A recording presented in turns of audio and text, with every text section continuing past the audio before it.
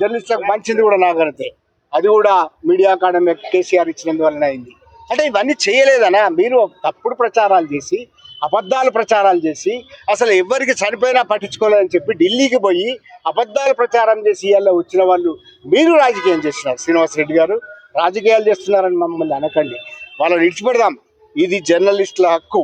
ఈ హక్కును రేవంత్ రెడ్డి గారు జాగ్రత్తగా గమనించండి. ఇది మా హక్కు, మేము సాధించుకున్న హక్కు. మా సాధించుకున్న హక్కును తీసుకోకండి. మీరు కొత్తగా ఇవ్వకండి, మాకేం అవసరం లేదు కావచ్చు. మీరు ఎన్ని వాగ్దానాలు చేసిరో ఆ వాగ్దానాల గురించి మేమేం అనడం లేదు కదా. కానీ ఒకసారి T50 జీవోలో ఏం జరుగుతున్నదో మీరు గమనించండి. మంత్రి కానీ, సమాచార శాఖ మంత్రి పొంగులేటి శ్రీనివాసరెడ్డి గారు కానీ, అట్లాగే ముఖ్యమంత్రి రేవంత్ రెడ్డి గారు కానీ దీన్ని చూడండి. ఇది రాజకీయం కాదు, ఇది జర్నలిస్టుల హక్కులు. మాట్లాడే ఎవ్రీ రైట్ మాకు ఈ జర్నలిస్టుల గురించి మాట్లాడమే.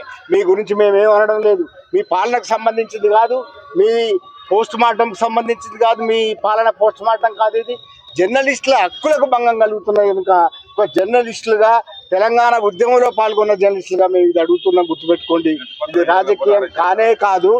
ముఖ్యమంత్రి ప్రత్యేకంగా జోక్యం చేసుకొని, రేవంత్ రెడ్డి గారు ప్రత్యేకంగా జోక్యం చేసుకొని, సమాచార శాఖ మంత్రి పొంగులేటి శ్రీనివాసరెడ్డి గారు ప్రత్యేకంగా జోక్యం చేసుకొని దీన్ని నివారించాలి.